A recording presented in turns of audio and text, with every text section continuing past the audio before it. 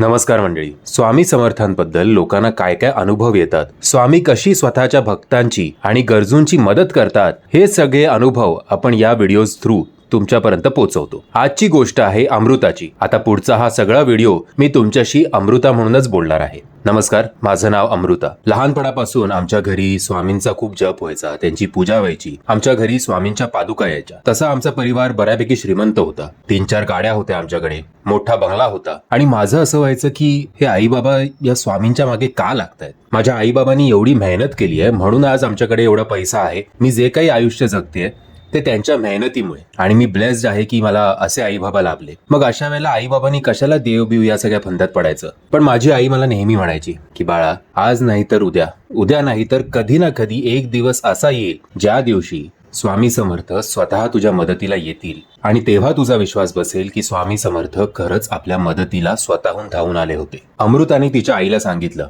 स्वामी समर्थ माझ्या मदतीला येणार, जेव्हा की मी त्यांना फॉलो पण करत नाहीये, माझा त्यांच्यावर विश्वास पण नाहीये. मग अशा वेळेला ते माझी मदत का करतील? त्यांच्याकडे दुसरी काही कामं नाही आहेत का? ते तुमच्यासारख्या भक्तांची मदत करतील, माझ्या वाटेला कशाला येतील? असं आगाऊपणे अमृताने तिच्या आईला उत्तर दिलं होतं. अमृताचं कॉलेज संपलं. अमृता तशी हुशार होती. कॉलेजमध्ये तिने खूप छान मार्क मिळवले आणि कॉलेजलाच कॅम्पस थ्रू तिला एका मोठ्या कंपनीमध्ये नोकरी देखील मिळाली. आता अमृताच्या आई बाबांनी स्वामींकडे असं म्हटलं होतं की जेव्हा केव्हा अमृताला नोकरी मिळेल तेव्हा आम्ही स्वतः अक्कलकोटला येऊन तुमचं दर्शन घेऊ. हे ऐकल्यानंतर अमृता पुन्हा भडकली. ती तिच्या आई बाबांना बोलली, म्हणजे 12-12 14-14 तास अभ्यास करून, एवढी मेहनत करून माझं मेरिट काहीच नाही का? सगळं क्रेडिट तुम्ही त्या स्वामींना देणार आहात? तर मी उगाच एवढी मेहनत केली. मी दिवसभर माझ्यासमोर एक पुस्तक घेऊन बसले असते आणि दुसरीकडे स्वामींचा फोटो ठेवला असता तर मी तशीही चांगल्या मार्काने पासच झाले असते ना, असं तुम्हाला वाटतं? आणि मला चांगल्या कंपनीत नोकरी देखील मिळाली असती. उगाच एवढा 14-14 तास जागून कशाला उगाच मी अभ्यास केला तेच मला काही कळत नाही. अमृता आगाऊपणे तिच्या आईबाबांना स्वामी समर्थांबाबत बोलत होती, पण आईबाबांनी तिच्याकडे लक्ष दिलं नाही. तिचे बाबा बोलले, ठीक आहे ना बाळा, तुझा विश्वास नाहीये ना देवांवर, असू दे. आमची आस्था आमच्याकडे असू दे आणि तुझं सायन्स, तुझा प्रॅक्टिकलपणा हा तुला लक लाभो. पण आम्ही अक्कलकोटला जातोय ते काय आमच्यासाठीच जात नाहीये, तुझ्यासाठीच जातोय. त्यामुळे आम्हाला आपलं जाऊ दे अक्कलकोटला. 2 दिवस आम्ही घरी नसल्यावर तुला तुझी चांगली स्पेस मिळेल, तू इकडे एकटी एन्जॉय कर, ठीक आहे? अमृता बोलली, जशी तुमची इच्छा. कसे जाणार आहात? तिचे बाबा बोलले, आम्ही गाडीनेच जाऊ. हे दोघेही गाडीने गेले. त्या दिवशी गुरुवार होता. दोघांचं दर्शन देखील झालं. अमृता तिच्या आईबाबांची काळजी नेहमी घ्यायची. तिच्या आईबाबांबद्दल तिला एक सॉफ्ट कॉर्नर होता. तिच्या आईबाबांची ती सेवा देखील करायची. पण जेव्हा हे स्वामी प्रकरण मध्ये यायचं तिच्या आणि तिच्या आईबाबांमध्ये, तेव्हा अमृताचं डोकं फिरायचं. त्यामुळे अमृताने अक्कलकोटला नीट पोहोचलात का, हॉटेल नीट मिळालं का, देवळात पोहोचलात का, परत हॉटेलला आलात का, ही सगळी चौकशी व्हिडिओ कॉलच्या मार्फत तिच्या आईबाबांशी करत होती. रात्री साधारणपणे 9-9:30 वाजता अमृताच्या बाबांचा तिला फोन आला. अमृताचे बाबा तिला बोलले, अगं बेटा, एक प्रॉब्लेम झालाय. अमृता बोलली, काय? तर तिचे बाबा बोलले, अगं आता हॉटेलमध्ये येताना माझा पाय मुरगळलाय आणि आता माझ्या पायाची जरा अवस्था बिकट आहे, त्यामुळे आता मला गाडी चालवता येणार नाही. आणि तुझ्या आईला तर गाडी चालवता तशीही येत नाही. मला अर्जंटली उद्या मुंबईला पोचायचंच आहे. परवा माझी मीटिंग आहे. मला बसनी ट्रॅव्हल करणं काही जमणार नाही. तर प्लीज तू आज रात्री निघून आम्हाला अक्कलकोटला पिकअप करशील का? अमृताने विचारलं, मला काही प्रॉब्लेम नाहीये, पण आपल्या गाडीचं काय करणार? एक गाडी तर तिकडेच राहील ना. तर अमृताचे बाबा बोलले, अगं माझा एक मित्र राहतो इकडे, तो त्याच्याकडे गाडी नेईल आणि जेव्हा तो मुंबईला येणार आहे तेव्हा तो गाडी परत आणेल. काय झालं तुमच्या स्वामींचं? कुठे गेले तुमचे स्वामी? एवढी धावपळ करून तिकडे गेलात, जीवाचा आटापिटा करून गेलात आणि येताना पाय मुरगळून बसलात. काय फायदा झाला का? कुठे होते तुमचे स्वामी?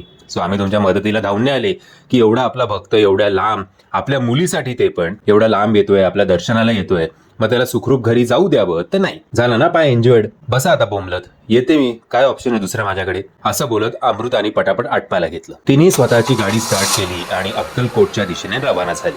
आता तुम्हाला माहितीच असेल की मुंबई ते अक्कलकोट हा प्रवास साधारणपणे 8 ते 10 तासात कापला जातो. वाजले होते रात्रीचे 12-12:30. अमृताला घरातनं निघून 2 ते 3 तास झाले होते. अमृताने विचार केला की इकडे एखादं चांगलं हॉटेल बघून जरा थांबूया, चहा मारूया आणि मग परत प्रवासाला लागूया. अमृताने गाडी थांबवली, चहा घेतला, थोडी फ्रेश झाली आणि पुन्हा एकदा तिने स्वतःचा प्रवास सुरू केला. आता ज्या रस्त्यावरती होती तो रस्ता अतिशय सुनसान होता. अमृताने तिच्या गाडीत हिंदी गाणी मोठमोठ्याने लावायला सुरुवात केली. तेवढ्यात तिला एक बाई रस्त्याच्या कोपऱ्यावर एका झाडाखाली दिसली. अमृताला वाटलं गावातलीच कोणतरी बाई असेल. अमृताने त्या बाईला पास केलं आणि पुढे 5-10 मिनिटांनंतर पुन्हा तीच बाई एके ठिकाणी तिला दिसली. अमृताला काही कळलं नाही की मगाशी 5-10 मिनिटं आधीच मला ही बाई दिसली होती, आता ही परत कशी दिसते. अमृताला वाटलं आता गाडी चालवताना एवढं कोण नोट करत असेल की कोण बाई आहे, कशी आहे, काय आहे. त्यामुळे कुठली तरी दुसरी बाई असणार, त्यामुळे गावातलीच कुठली तरी दुसरी बाई असणार आणि असं मला वाटतंय की ही तीच बाई आहे म्हणून. अमृताने या गोष्टीकडे दुर्लक्ष करायचं ठरवलं. काही मिनिटांनी पुन्हा एकदा तीच बाई अगदी रस्त्याच्या मधोमध उभी होती. तिला बघून अमृताने जोरात ब्रेक मारला. अमृताचं डोकं जवळजवळ स्टेअरिंगवर आपटणारच होतं. पण जेव्हा अमृता परत आपल्या सिटिंग पोझिशन मध्ये आली तेव्हा तिने बघितलं की ती बाई तर कुठेच दिसत नाही. मग अमृताला एक प्रश्न पडला की अरे, मगाशी ही बाई 2दा मला रस्त्याच्या कडेवर दिसली, आता रस्त्याच्या मधोमध दिसली. तिला वाचवण्यासाठी मी ब्रेक मारला तर ही बाई गेली कुठे? अमृताला काही कळेना. फक्त अमृताला एक गोष्ट कळत होती की आत्ताच्या आता इकडनं गाडी काढली पाहिजे. अमृताचा भूताबितांवर विश्वास नव्हता, फक्त तिला या गोष्टीमुळे ती जरा साशंक होती की कदाचित काय माहिती चोरी बिरी करणारी एखादी टोळी असेल तर मी एकटी मुलगी काय करणार, त्यामुळे इकडनं गाडी काढलेलीच बरी. अमृताने जोरात गाडी तिकडनं काढली. गाडीतला एसी वाढवला. पण एवढ्या एसी मध्ये असून सुद्धा अमृताला घाम फुटला होता. ती सतत त्या बाईचाच विचार करत होती. अचानक एकदा तिने रेअर व्ह्यू मिरर मध्ये बघितलं तर ती बाई तिला गाडीच्या मागच्या काचेवर चिकटलेली दिसली. अमृता जोरात किंचाळली. अमृताने ऍक्सिलरेटरवर जोरात पाय ठेवला आणि जमेल त्या स्पीडनी गाडी पळवत नेली. हे चोरबीर तर नक्कीच नाहीयेत असा प्रश्न अमृताला पडला होता. एक जिवंत माणूस गाडीच्या मागच्या काचेवर असा काय चिकटू शकतो? गाडी जवळजवळ 100-120च्या स्पीड मध्ये होती. ती हा विचार करत असतानाच तिला तिच्या बाजूच्या काचेवर एक नॉक ऐकू आलं. तिने राईट साईडला बघितलं तर तीच बाई 100 ते 120च्या स्पीडनी त्या गाडीच्या बरोबरीने धावत होती. धावता धावता ती काहीतरी विचित्रपणे हसत होती. अमृताचा स्वतःच्या गाडीवरचा कंट्रोल सुटणारच होता आणि तिचा ऍक्सिडेंट होणारच होता. तेवढ्यात तिच्या समोर एक हिरवी साडी नेसलेली म्हातारी आजी येऊन उभी राहिली. पुन्हा एकदा अमृताने ब्रेक मारला. यावेळेला मात्र ती म्हातारी आजी आधीच्या बाईसारखी गायब झाली नव्हती. अमृता जोरात धापा टाकत होती. तिने जेव्हा राईट साईडला स्वतःच्या त्या काचेत बघितलं तर जी बाई तिला एवढा वेळ फॉलो करत होती, जी बाई तिच्या मागच्या काचेवर चिकटली होती, ती बाई अचानक गायब झाली होती. आणि तिच्या समोर एक जिवंत आजीला बघून अमृताच्या श्वासात श्वास आला. ती जरा सावरली. तिने स्वतःची गाडी त्या आजीच्या जवळ नेली. आजीला म्हटलं, आजी बरं झालं तुम्ही आलात. मला काहीतरी भयानक अनुभव आता आला होता. एक बाई. तेव्हा ती आजी बोलली, मला समज माहिती आहे सा, घाबरू नकोस, आता मी तुझ्या बरोबर आहे. अमृताने त्या आजीला विचारलं, आजी तुम्ही कुठे राहता? इथंच खालच्या अंगाला राहते म्या. का ग पोरी? मी तुम्हाला सोडू का जरा? म्हणजे मला एकटं गाडी चालवायला आता भीती वाटते. जरा तुम्ही माझ्या बरोबर या, मी तुम्हाला तुमच्या घरापर्यंत सोडते. तू मला सोडणार? बरोबर, बसते की. ती आजी अमृता बरोबर गाडीत बसली. अमृताने त्या आजीला तिचं नाव विचारलं. माझं नाव लक्ष्मी आहे सा, असं ती आजी अमृताला बोलली. काही वेळातच त्या आजींचं गाव आलं. अमृताने त्या आजीला त्या गावापाशी सोडलं. उतरता उतरता त्या आजी अमृताला बोलल्या, बाळा घाबरू नकोस अगं, आता तू सुरक्षित आहेस. त्या बाईपासून म्या तुला वाचवलंया. जा, अक्कलकोटला जातेस ना, तिथे तुझे आई बाबा तुझी वाट बघत असतील. अनवय तुझ्या बाबांना सांग, पाय लवकरच बरा होईल. चला येते म्या. धन्यवाद आजी, असं म्हणून अमृताने गाडी चालू केली. पण दुसऱ्या मिनिटाला अमृताने ती गाडी थांबवली, कारण तिला मोठा धक्का बसला होता. आजीचं एक वाक्य तिला चांगलंच आठवत होतं. अमृताला असा प्रश्न पडला की या आजींना कसं कळलं की मी अक्कलकोटला जाते आणि माझे आई बाबा तिकडे माझी वाट बघतायत म्हणून. आणि माझ्या बाबांच्या पायाबद्दल सुद्धा मी तर या आजीला काहीच सांगितलं नव्हतं. जाऊ दे, अमृता बोलली की माझं आता डोकं चालेनासच झालंय. एकतर आधी ती बाई आणि आता या आजी, या सगळ्या गोष्टी कशा पॉसिबल आहेत? जाऊ दे, कधी एकदाची पहाट होती आणि कधी एकदा मी त्या हॉटेलवर पोहोचते असं मला झालंय. मी आत्ताच्या आत्ता गाडी जोरात पळवत सुटली. पहाटे अमृता हॉटेलवर पोहोचली. हॉटेलला पोहोचल्यानंतर ती तिच्या आईबाबांच्या रूमवर गेली. तर तिच्या बाबाने दरवाजा उघडला. अमृता आधीच घाबरलेली होती. तिने तिच्या बाबांना विचारलं, हो आता चालत कशाला आला, तुमचा पाय दुखतोय ना? तर अमृताचे बाबा बोलले, अगं काय माहिती, आता बेल वाजली म्हणून मी सहजच उठलो तर माझा पाय एकदम नॉर्मल झाला होता. काल रात्रीपर्यंत मला ज्या वेदना, ज्या कळा येत होत्या त्या अचानक गायब झाल्यात. कदाचित स्वामींचीच कृपा असेल. बाळा एक काम करूया का, आता तसाही माझा पाय बरा झालाय आणि तूही आणायचे इकडे आली आहेस तर आज पुन्हा एकदा आपण त्या अक्कलकोटच्या देवळात जाऊया का? अमृताला आदल्या रात्री जो काही अनुभव आला होता त्याच्यामुळे ती बोलली, चला बाबा चला देवळात चला, पण मला जरा माणसात न्या.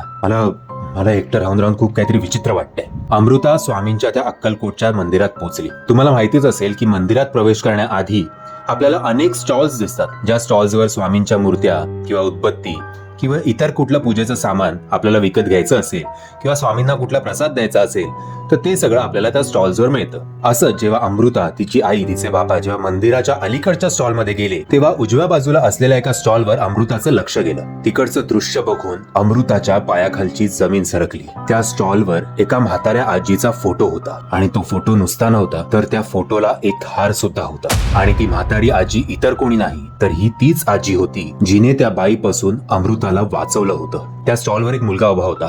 अमृता लगेच त्याच्याकडे धावत गेली आणि त्याला विचारलं, दादा दादा या आजी कोण आहेत आणि यांच्या फोटोला हार काय? तो दादा म्हणाला, काय मस्करी करताय ताई, अहो फोटोला हार आपण केव्हा घालतो जेव्हा माणूस हे जग सोडून जातो. ह्या माझ्या आजी आहेत आणि मागच्या वर्षीच त्या आम्हाला सोडून निघून गेल्या. अमृता म्हणली, काय? अहो या आजीला तर मी काल रात्रीच भेटले होते. अमृताने जेव्हा त्या आजीच्या फोटोकडे बघितलं तेव्हा त्या फोटोच्या मागे तिला एक मोठी आकृती दिसू लागली. शिव हर शंकर नमामि शंकर शिव शंकर शंभो श्री गिरिजापति भवानी शंकर शिव शंकर शंभो. हे इतर कोणी नसून महालक्ष्मीच्या रूपात आलेले स्वामी महाराजच होते. आणि अमृताच्या लक्षात आलं की काल आजीच्या रूपातच स्वामी महाराजानेच आपल्याला त्या बाईपासून वाचवलं होतं. अमृता तिकडेच ढसाढसा रडायला लागली. ती तिच्या आईबाबांना म्हणाली, मला आत्ताच्या आत्ता स्वामींचं दर्शन घ्यायचंय. अमृताच्या आईबाबांना काहीच कळेना की अचानक ही पोरगी नास्तिकची आस्तिक कशी झाली. अमृताच्या आईबाबांनी खुशी खुशी तिला स्वामींकडे नेलं. स्वामींसमोर अमृता नतमस्तक झाली. आतापर्यंत ती जे काही बोलली, जे काही वागली, या सगळ्या गोष्टींसाठी तिने स्वामींकडे क्षमा मागितली. आणि अमृताने त्या दिवशी वचन घेतलं, ती इकडून पुढे सगळं आयुष्य मी स्वामींची आणि त्यांच्या भक्तांची सेवा करणार. हे जे काही आम्हाला मिळालंय हे फक्त आणि फक्त स्वामींमुळेच आहे. म्हणजे या अनुभवातून आपल्याला असं कळतं की स्वामी फक्त त्यांच्या भक्तांची नाही तर प्रत्येक गरजू लोकांची प्रत्यक्षपणे किंवा अप्रत्यक्षपणे मदत करतातच. तुम्हाला हा अनुभव कसा वाटला हे आम्हाला कृपया कमेंट्स करून कळवा. आणि जर तुमच्याकडे एखादा अनुभव असेल तर खाली डिस्क्रिप्शन बॉक्समध्ये मी माझा ईमेल आयडी देतोय. त्या ईमेल आयडीवर तुमचा अनुभव शेअर करा. मी तुमचा अनुभव देखील या चॅनलवर तुमच्या नावासकट जर तुम्ही कम्फर्टेबल असाल तर नक्कीच शेअर करेल. म्हणजे जर तुम्हाला हा व्हिडिओ आवडला असेल तर प्लीज या व्हिडिओला लाईक, शेअर आणि चॅनलला सबस्क्राईब करायला विसरू नका. श्री स्वामी समर्थ. दिगंबरा दिगंबरा श्रीपाद वल्लभ दिगंबरा.